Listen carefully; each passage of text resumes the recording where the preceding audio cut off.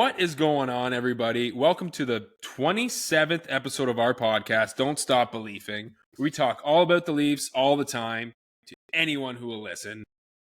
My name is Nolan Drinkwalter. I'm the host of this podcast, and my co-host, the king of the Masters, Jack Prince. Jackie, bro, how's it going, buddy? Good, man. Had an absolute phenomenal day yesterday. Probably one of the best days I've had in a very long time. That's hard to hear when you hung out with me the day before that. Moving. Yeah, but we're still hanging out. Yeah. No, had a great time at volleyball and won a lot of games. So that felt great. Played well. And then after that, Jacob came back to my place. We watched the Masters, got pizza, some snacks. I had like 4 heart attacks during the Masters, but Rory won.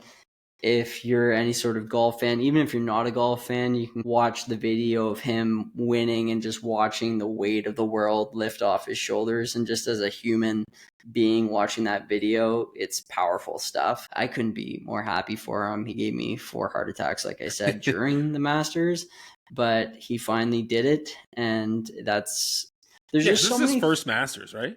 First Masters, and it was the thing he needed to do to complete the Grand Slam. And that's all the major tournaments. Yeah, and when it all goes down in the history books and things like that, they would always probably say, oh, well, he never won a Masters. Just like they'll throw some great Hall of Famers out there, but, oh, they never won a Stanley Cup, right? Yeah, I'll never understand that. And so now nobody can say shit. He's just going to play so free now. It was his dream. And I think it's cool to see somebody that's tried 11 times and failed and been close to it and missed it and had it blown or whatever. I know. Before this, he was known as like a choke artist in the Masters. Yeah, because like 10 years ago in the Masters or whatever it was, he was in the top and blew it. And he almost did it again when he's done it in the U.S. Open last year. Oh, that's what it was, yeah. Things like that. So people were trying to create a narrative there. And I think now that he's won, I think a lot of that pressure's off because he's just the best golfer of his generation. Oh, yeah. Best European golfer probably of all time. And he really solidifies his legacy. Nobody can really say anything anymore. I was talking to my parents about this. The thing that I love about this is the Masters, there's no rule of cell phones there. So it's just people living in the moment again. And I love that. And the respect they show towards the golfers, it's all there. The respect that the golfers had for each other, like Bryson and Justin Rose were the two that, Bryson was in the final group with Rory and Justin Rose tied him and went into playoff. And it's so nice to see the sportsmanship and class from the guys that are losing. They didn't try to make excuses. They just said, I'm going to learn from this. I like where my game's at. Bryson's game's a little off, but he didn't try and blame anything and he didn't try and bring Rory down. They both had high praise for Rory. It's just so nice to see the respect in sport like that at any level. Yeah, but that would be like someone trying to tear down Tiger Woods when he's on the top of his game. No, I know. Where Rory is now. I know, but it's just nice because, like, dude, you just lost the Masters. It's a dream of yours. And you could be very bitter about it. But instead, you just lost with so much grace by just being positive about it and whatnot. So I think both, like, I hope Bryson will probably win in the future. But anyway, it's just nice to see that respect and class in sportsmanship in sport like it was at the Masters. And, like watching Rory fail over and over again and then get his dream come true. It's cool to see that too. And it really kind of inspires you and to watch the human emotions of a guy that's processing something like that. You could see him just going through it and it's powerful stuff. So speaking of processing emotions, how did you feel after he missed that 5-foot putt? Again, that was one of my heart attacks. How about a wedge shot into the lake? Like, there's so many moments that I was just like, what just happened? But that dart in that last hole, the wedge, unbelievable. And that's what big players do, right? Yeah. That's how they rebound and come back. And I think his caddy said to him after the 18th hole, they go inside, decide in the scorecard. He said, look, we would have taken this outcome on Wednesday or Thursday for you to be in a final playoff. So let's just go finish this. Yeah. And it really helped him get grounded again instead of thinking about that putt and how he blew the opportunity. Essentially, it's like, no, like we're still in great shape. We can go win this, and they did. So that was great. And then I went out after that to see Adamo and hung out with him and played some pool against his sister and beat her. And on her birthday? That's no, rude. it was her boyfriend's birthday. Oh, okay, so that's fine then. Yeah, it's like a yearly match that we do. And is she any good? Yeah, she's actually surprisingly pretty good. So that was fun. Why and surprisingly? So really great day. Why surprisingly good? Oh, because the way she holds it, like she'd be the perfect person to go and hustle someone. Hustle somebody, yeah. That's funny. Because the way she holds it, she doesn't, and then all of a sudden she just make these crazy cuts, and you're just like, which one's the cue ball? Yeah, seriously. I'm like, you and I can make a lot of money. That's funny. Yeah, how's things with you, man? Pretty good. Did some more moving this week. It's never ending. I will get there one day, I hope, and be finally moved into this house and live a peaceful life for once. But that will come, hopefully. Because Easter weekend involves more moving, and it will probably pull all my hair out at that point. What moving is Easter weekend that you have to do? Just finishing up what we didn't finish, and I had to do a couple dump runs as well with all the crap that I just built up over the years. You don't realize how much shit you have. Yeah. Until you move. Really. Absolutely. At one point, I just want to light it all on fire and just be done with it, but just living the dream right now. Nice. Yeah. So anyways, let's get to the hockey talk. The big story of the week for me is since the Four Nations break, the Leafs are 17-6-2. So I think they're in the top 5 right now of records since the break. And so they have a 4-point lead in the Atlantic Division over Tampa Bay right now. They need one more point to seal it up or a Tampa loss. So that's amazing. And Ottawa's clinched the wild card. So basically, it's looking like the Leafs and Ottawa in the first round.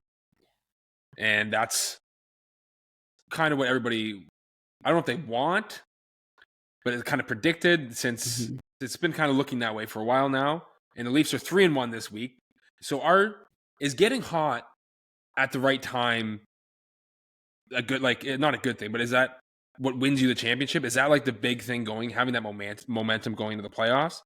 Is that the biggest thing to look at when going to the playoffs, or is it more about being healthy? I'd say what we're doing right now is what you want.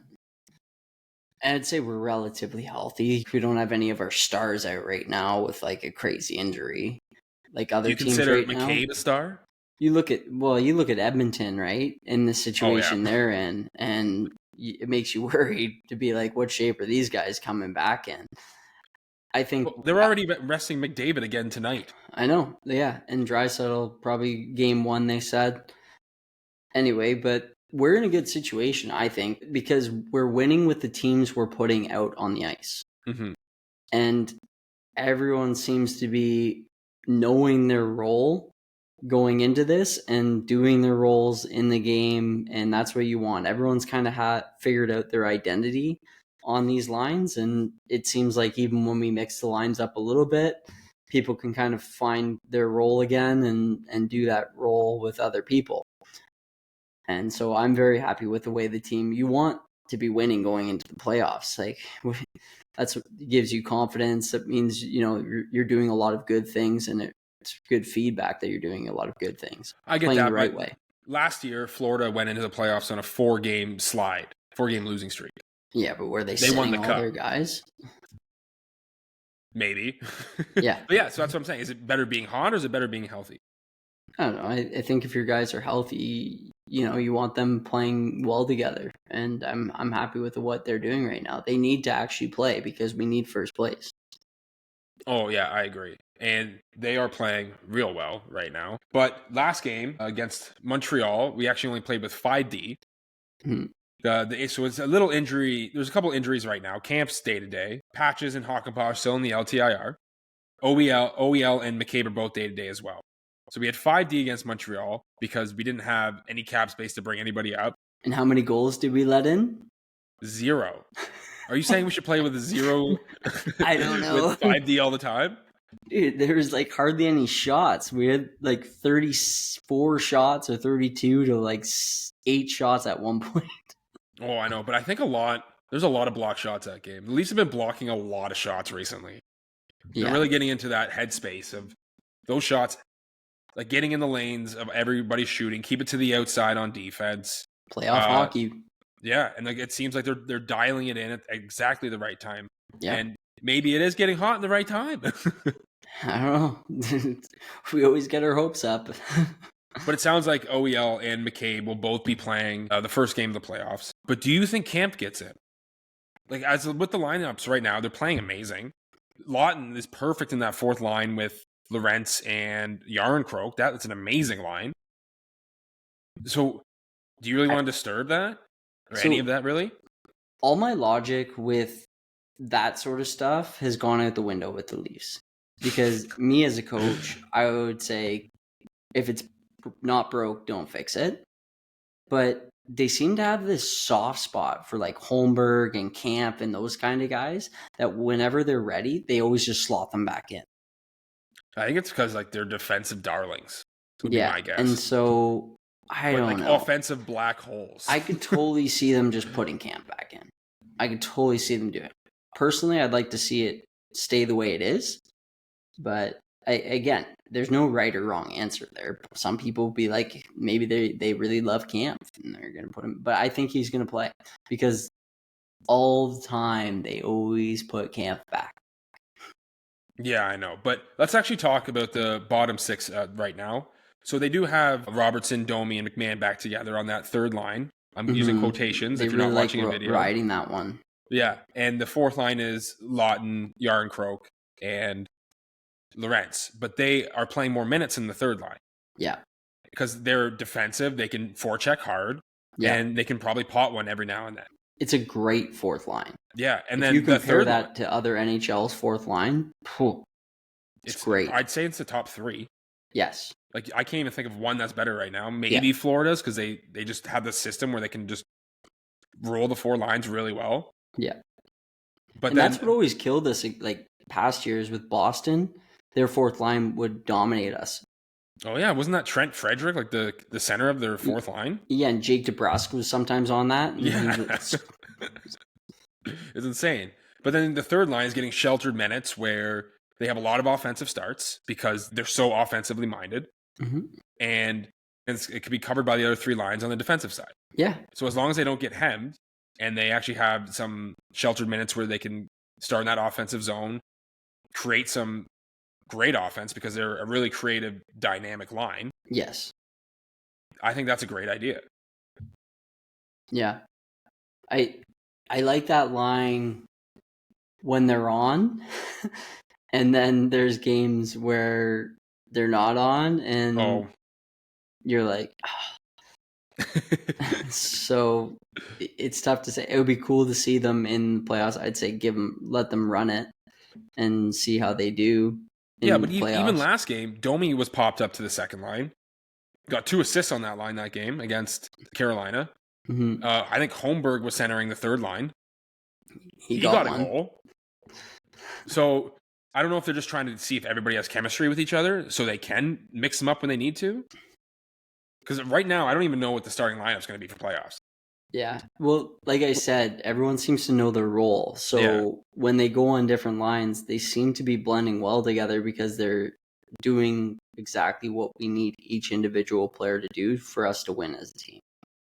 Yeah, I agree. Like even Robertson, I'm slotting him in first game of the playoffs right now because he's I've saw 2 big hits out of him in the last 2 games, big hits. He's working hard. Yeah, and the defensive stick, it's getting better and better every game. Yeah, and his offense, like the goal that Holmberg scored, he was one of the main reasons he didn't get a point on it. Of that. Yeah. No, it's so right now I'm slotting him over Pacioretty on that line.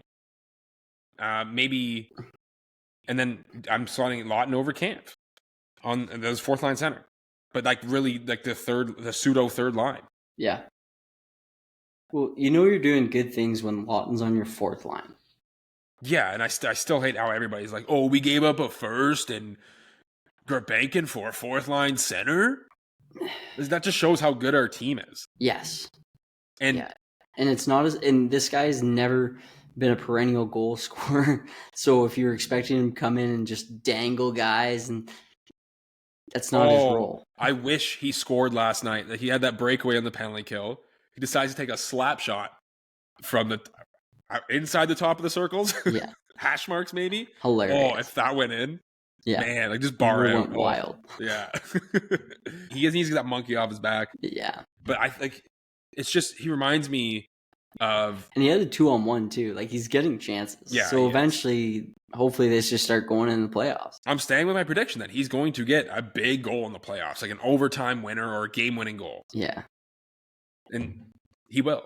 Trust me, he will. Love Bet that. on it. Bet on it. Bet on it. Bet. Remind me. So I want to talk about the Leafs milestones are coming up for the first line. We have Marner 1 point away from 100 for the first time ever. We got Matthews 1 goal away from 400 goals. And we have Knies 1 goal away from his first 30-goal season. Give me your predictions. Which ones get broken or all three getting broken? I'm going 3 for 3. All of them will accomplish it before the end. Oh, yeah? So 2 games. I can see it. Yeah, because it's not a situation like other years where the Leafs were happy where they were and they just sat the players. They need them in the next game to play. And they're all on the same line. So all it takes is Marner to assist Matthews' goal, and then they got 2. And I think Knies is good enough the way he's playing because he's not going to get sat in the 2 games. Like, well, nobody can get sat is what I'm saying because they don't have the money to sit people. Oh, right. Yeah, so they'll be playing. So in 2 games for them, I think they'll easily get it done. It's Buffalo and Detroit the next 2 games. Yeah, so I think it will get done. What do you think? I think this is a microcosm of a bigger problem the Leafs have. Last year, Matthews had 69 goals. And what was it? The last 5 games, he couldn't score to get 70. Mm-hmm. Marner had 99 points last year. He couldn't get that 100th point. So to me, these mean actually more than just milestones. It's that mental block they have that they can't get through. Like they can't get through the first round. Prove that this year is different. It is. It's our year. It's a microcosm of the big issue of their mental blocks. Like it can't get through the first round. They can't hit that milestone. So Marner get that 100 points. I think that's going to be confidence building. Yes, not just that, and like just lets everything loose. Like they get loose. They feel like they can do it. Matthews gets 400 goals, but that could be any time. That's not time sensitive. And I think Knies getting that 30 goal. So I think Knies is going to get the 30 goals first. Okay. Marner might assist off of it. Mm-hmm. Matthews is definitely assisting off of it. Yeah. And then from there, like, oh, we can do it. We can do that. We can break these records. We can get through the first round. Marner gets 110 points. He's getting 11 points in the next 2 games. No, I'm just kidding. He definitely breaks 100 points, though. Yeah, I think if there's one that doesn't get done, I think it's Matthews scoring. I agree. But I think the other 2 get broken. Yeah. And I think that helps them release some of that tension, get that monkey off the back a bit, and be able to go into the first round with the highest of confidence. Yeah. But if they don't, then I'm thinking a first round loss. Yeah. Because, they are amazing players. They're some of the best players in the league, but it just seems like they have a mental block. That's all it is. Mm-hmm. It's all a mental thing now. When you get to this high level, it's not about the ability, really. Mental. Yeah. 90% of the game is half mental. Do you know who said that? Dar. Oh, I was going to say Yogi Berra, but yeah. It's an old quote from a Yankees coach. No. I think that's where Dar got it from. I don't know. So let's go on to the players of the week. For me, it's Simon Benoit. Oh, going Benoit. He has been playing amazing for the last handful of games, 10 games. Pretty well ever since Nolan said you should start Hockenpah over Benoit. Benoit listened to our podcast. He's been on a tear. And just absolutely shoved it in Nolan's face. I'm happy he shoved it in my face. He looks amazing. Now I feel like I'm going to jinx him by saying this. But yeah, like to me, he's been stepping it up. Like the vision on the first passes looked a lot better. And then when he doesn't have that, he plays simple and he just gets it off the boards and out, but in the right areas. Yeah, he's shooting more even. I've seen like a lot more shots out of him. Yeah.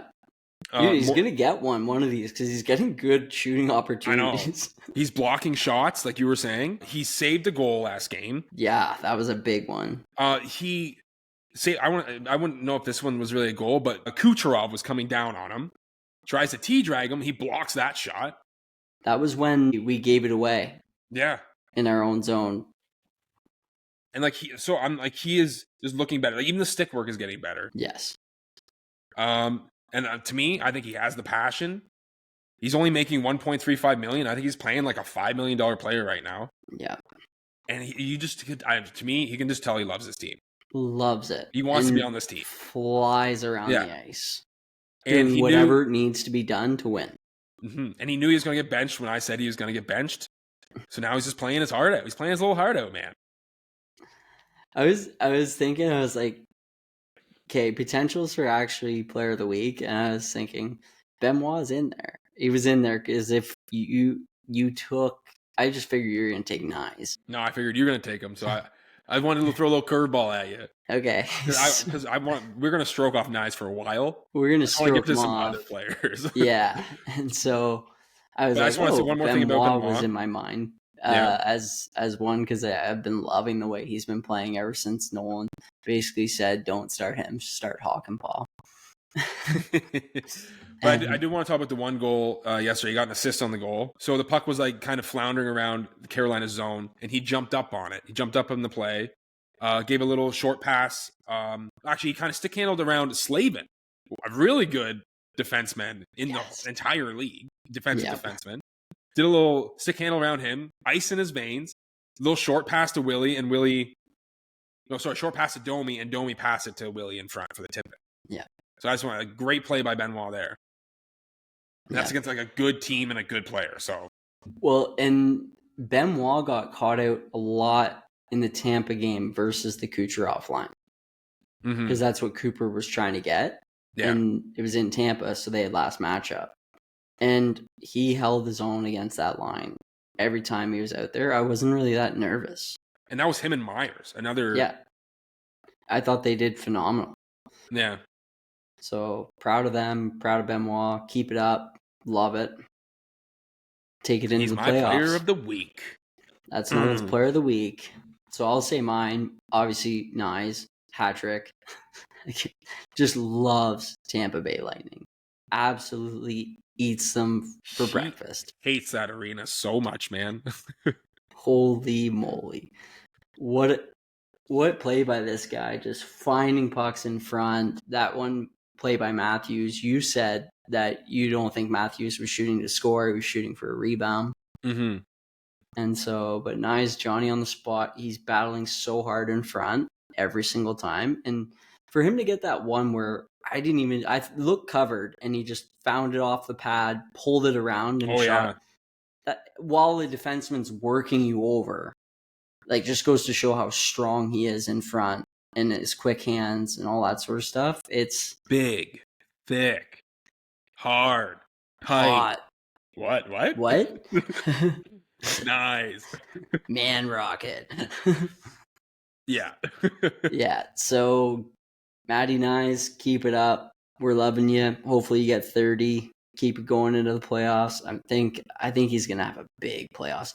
And this is just his second year in the league. Second full year, yeah. Second full year in the league. Like that, it just feels like he's been around longer, but that's awesome.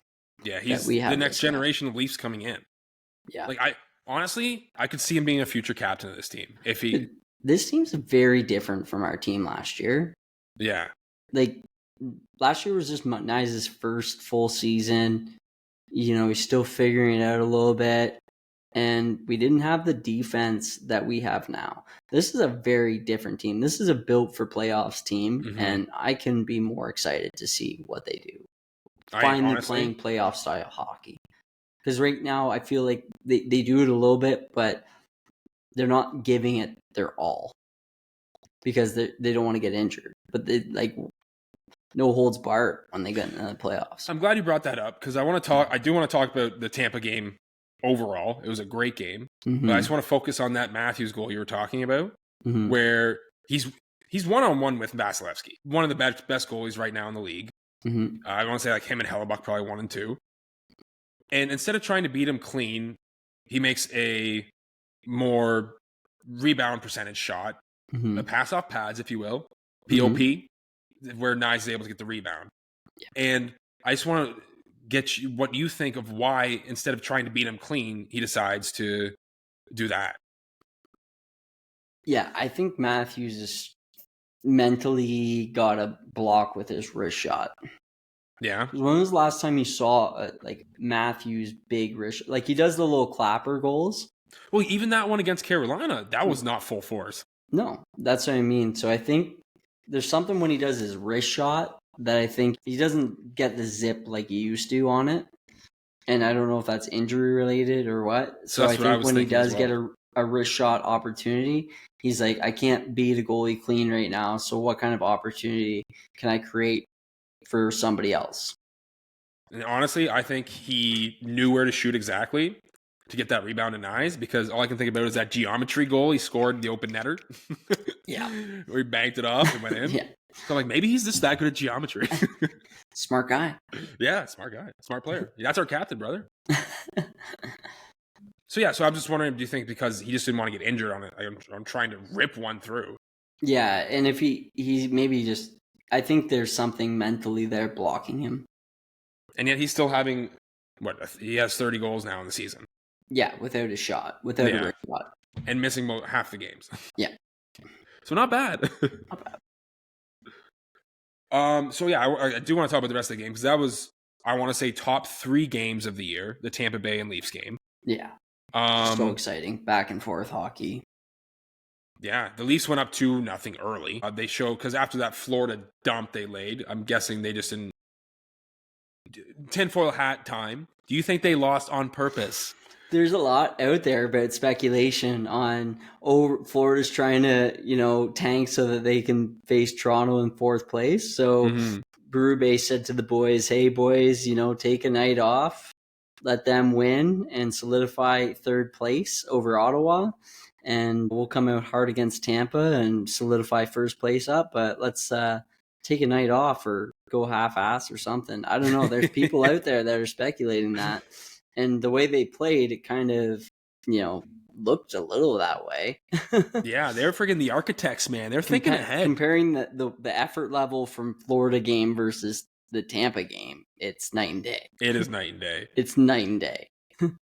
So first period, Marner has a... sunny weather and storm weather, thunderstorm, because Tampa Bay lightning. What? Because Tampa Bay... Do you think they're wearing their sandals down there, Jack, on vacay?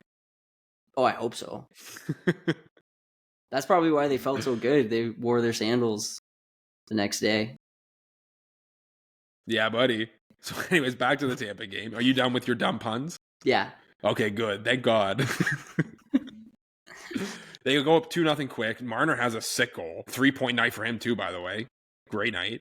But the little flick and then bat almost, like I don't even know how to describe his wrist shot. It looks like he just swatted at the puck.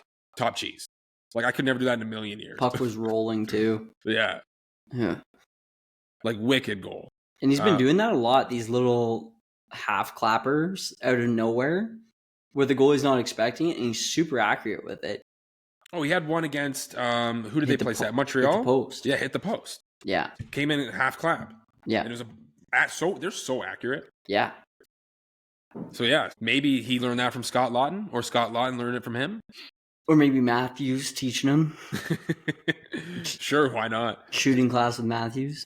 And then Knies with his first goal of the night with that rebound, the pass off pads.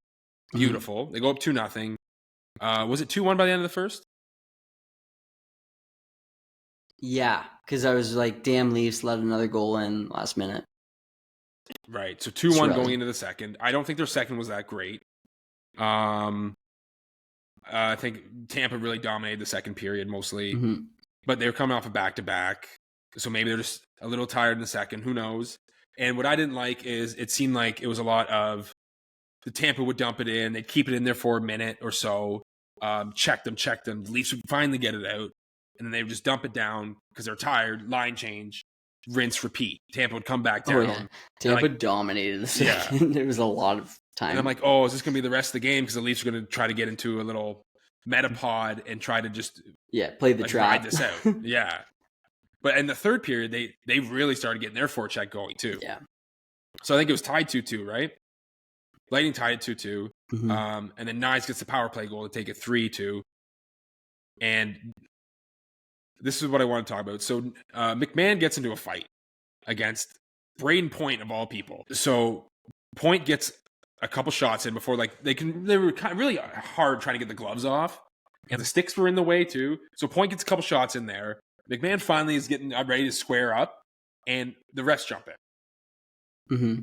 And I'm like, how fair is that? So Point gets a couple shots in. McMahon's just about ready for the fight to actually get going, and they step in. Yes. I understand because of the helmets thing and what happened with Chatfield throwing McMichael in the Washington. You can tell Carolina in fights now in the NHL, ever since then, nobody wants to do the takedown anymore. No, yeah, because it's a shit move to do. Yeah. So that kind of bugged me there. But what really bugged me was the penalty that McMahon apparently got, the extra 2. Yeah. On top of that, but Robertson had to serve. Yeah, and then Robertson also got labeled from behind that in the same play. Yeah, which was a bad cross-check and boarding. Yeah, and yet Tampa has the power play. Yep, and the refs, I did not like the whole game. And there was another point where, Matthew Knies got 5 minutes for fighting and didn't even drop his gloves. I didn't see that. When was that? That was earlier when him and Chernak kept beating him up in front of the net. Oh, okay. I know what you're talking about. And then afterwards, Chernak punched him, and then Knies grabbed onto him and didn't do anything. And then the refs came in and they gave him both 5 minutes for fighting. And Chernak got 6 shots on Knies, cheap shots, basically from the start of the play in front of the net to even after the whistle. And Knies did nothing, and we got 5 for it. I'm like, that's ridiculous.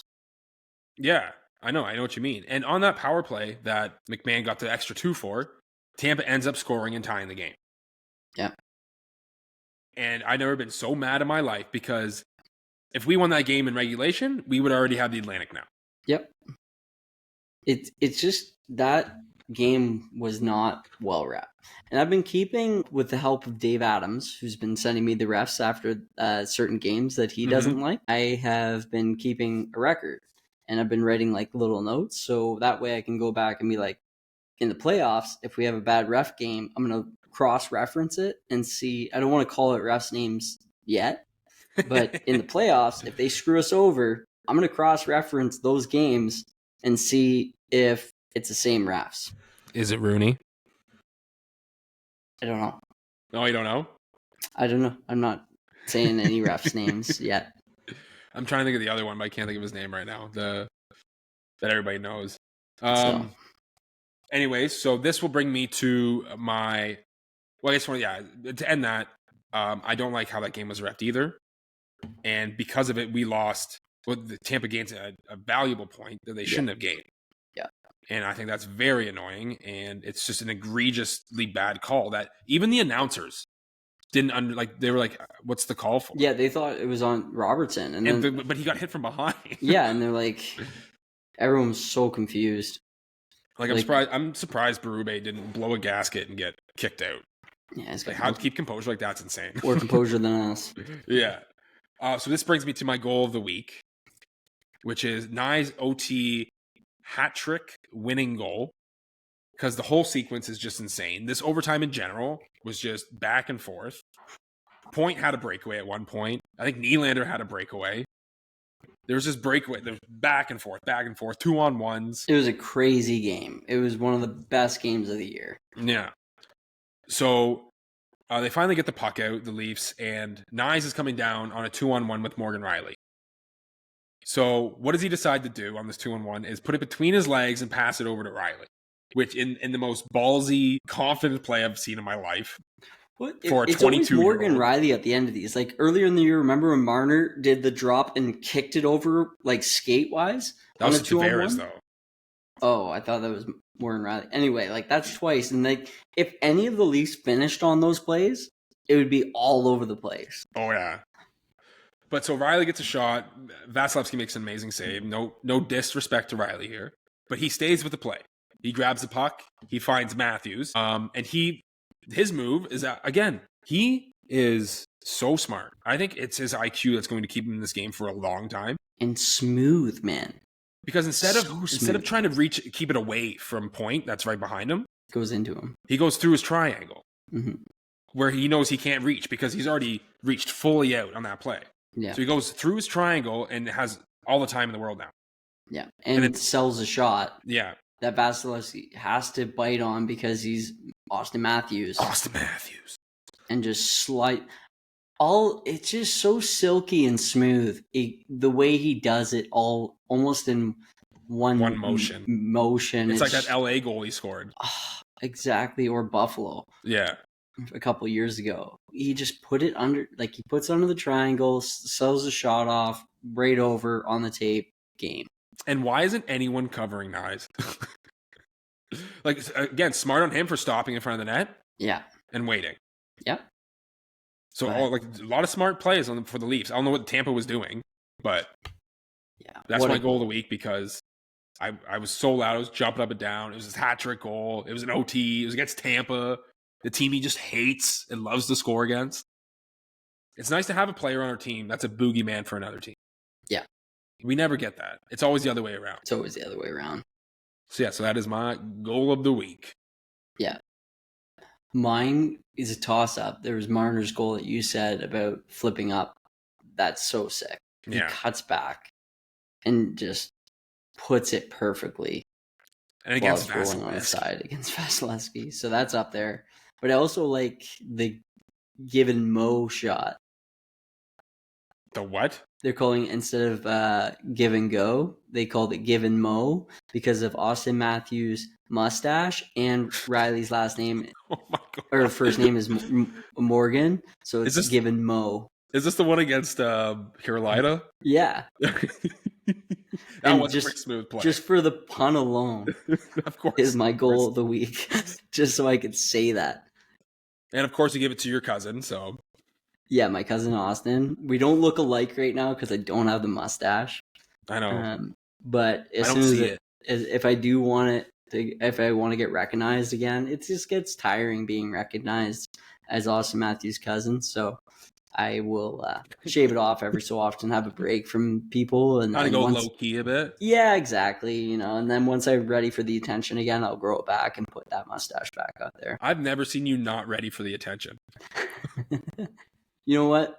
It does get tiring sometimes, Nolan. Oh, does it, Jack? It does. Being the center of attention. Need a little bit of a break. All right, that's actually that was a sick goal too, because another one he wasn't 100% firing on either, and he just laid it right across along the ice. Perfect placement. Because he saw what the goalie was doing. Yeah. So I thought that was amazing. Again, IQ off the charts. Yes. It's wild. So I was going to talk about the matchup because we know who the matchup is going to be against. Most likely that it's going to be against Ottawa Senators, Leafs versus Senators, Battle of Ontario. But we're going to save that for an episode later this week after the season finale game. The last game of the season's done. Yeah. So we'll go.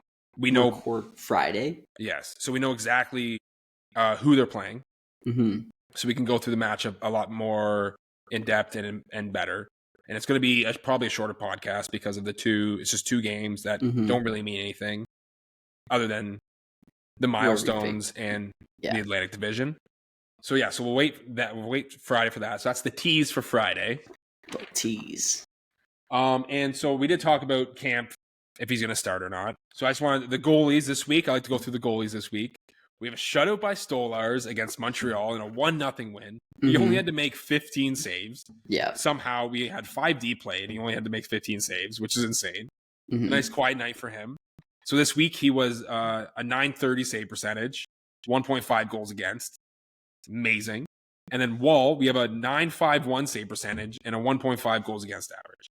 Like Oh man, he kept us in that Florida game that we didn't want to win. that And we I thought he played weren't amazing. even trying in. Yeah. And Poor then guy. I know he made, I think it was almost 40 shots that game he had against. Yeah. And then the game against Carolina, he had to like that whole first period was Carolina. There's 12 shots to 1 at one point. Yeah, because the Leafs were coming off another back-to-back, and the goalie kept them in that first period. I want to say he's the reason they won. So I don't know. I don't know who said a couple weeks ago that our goalie situation wasn't good or something like that. Back then we it should wasn't. be concerned about Wall or something like that. And I said, I think we're fine. Right now, I think we are too, Jack. I think we have the best goalie tandem, and it makes me so happy because think of all these teams. If your goalie gets injured in the playoffs, whatever, or also to change a momentum in a series, it's so nice to have both these guys as your option to change. Yeah, just get in the other team's head, changes the team's perspective. A goalie switch can do so much for a team, especially even like in a 4-1 game. You see a goalie get switched, and all of a sudden the team just starts playing totally different. It's crazy the mental things that a goalie change can do for a team. And so the fact that we have two excellent goalies that I feel totally comfortable in net is superb. I don't know when the last time we've never had two goalies for one. We've had one that we've put a lot of hope and marbles on, and we hope, other than Cujo and Belfour, but they were never together. Yeah, that was back in the day where you had like one good goalie. And Do you want to know the last time that we had a tandem like this? Sure. Johnny Bauer and Terry Sawchuk in that. Oh wow, that's actually really good. I didn't know we had that. For a couple of years back in the day, they did. I'm pretty sure when they won the cup, they had those guys. Yeah, so this is awesome. Again, last year we didn't have this situation. No, we had a goalie that was so streaky, we didn't know what we were getting from him. But yeah, we had Samsonov, and then we didn't put Wall in until later because he was injured. Yeah, and coming off an injury. But yeah, Wall this week was a .951 save percentage, also a 1.5 goals against average. But I just want to talk about a save he made last night in the Carolina game. They were on the penalty kill they had a 4-minute penalty kill they had to do. Mm-hmm. And at one point, he is like recollecting himself in the net, and he's like spinning around, and the guy is an open net, and he just throws his blocker out. Yeah. And it's like a save of the year candidate again. Yeah. So good. So I don't even know who had the better save this year between him and Stolarz. There could be like a list of saves. And the thing is, both of them are moving so well. They're not over moving at all. Like last night, Wall put on a clinic of just looking so relaxed in that and just being there positionally. His slides, both of them are sliding so well. And it's hard to believe that they had groin injuries at some point, both of them. And knee injuries. Yeah, they're both moving so well. And you watch them confidently slide side to side. It's awesome to see. So yeah, you look at our goaltending positions way better than it was last year. Mm-hmm. Our defense, and we got a more mature Knies, and we got our bottom six looking way better than last year. Dude, there's a lot of good things to look forward to. We'll talk about it more Friday, but still, yeah, pretty positive. And actually, there was one more fight I want to talk about from last night. I'm trying to remember who fought in the game. Was it? It wasn't Carlo. Lawton? I don't think so. But it was a really good fight. It was It might have been Domi. Oh, it was Domi. Yeah. Yeah.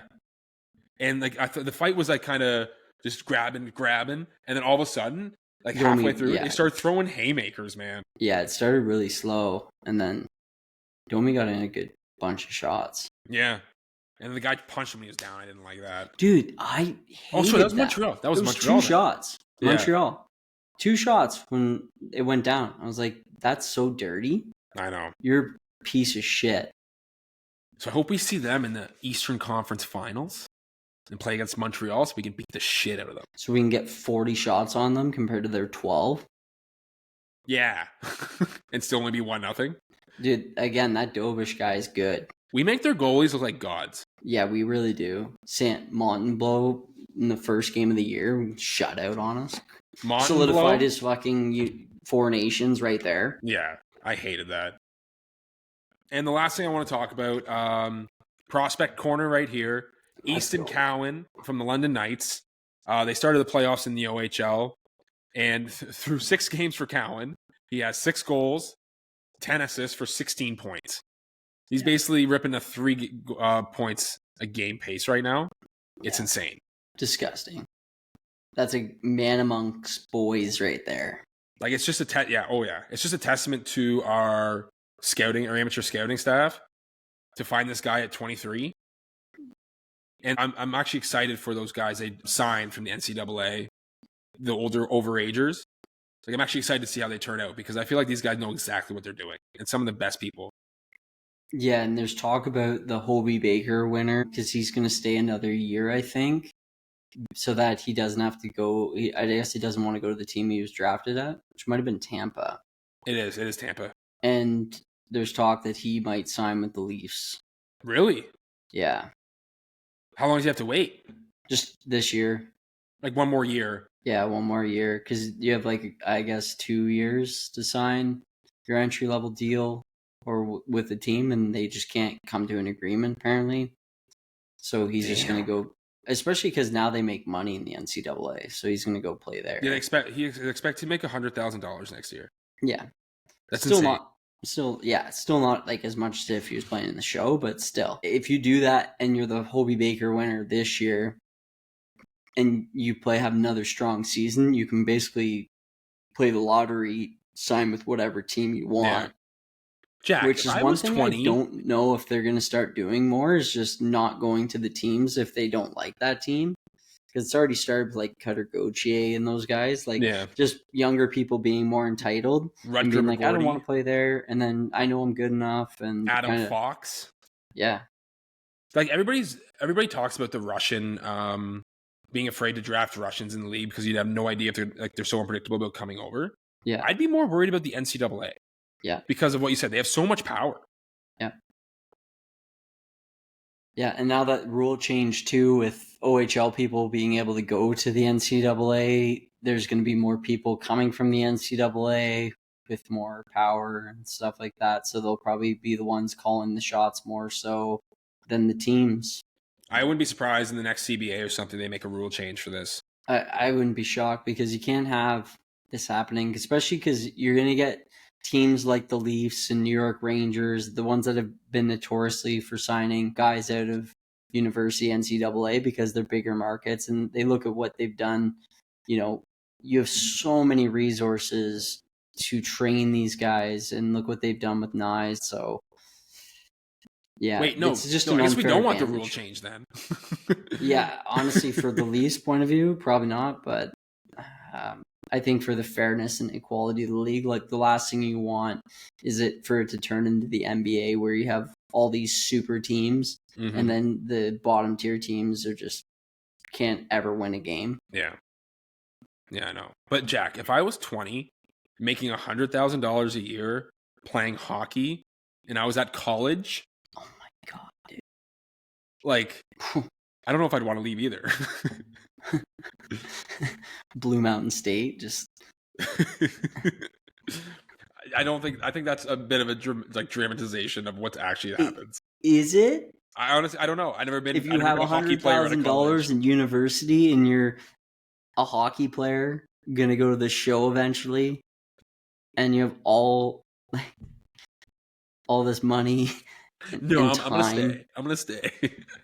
You only play 30 games a year. Oh. Like it's not a bad life. I'm sure it's horrible for them. Yeah, I know, right? Anyways, if you lasted this long in the pod, thanks for listening to us talk about the Leafs. In the week ahead, I guess it won't be the week ahead. I guess we'll see you on Friday, where we will break down the Leafs playoffs chances. We'll give our predictions, our breakdowns, our matchups, and our hope. Or our match downs. And we are done now, for sure. So, till Friday, I want you to play hard and have fun. Play hard, have fun.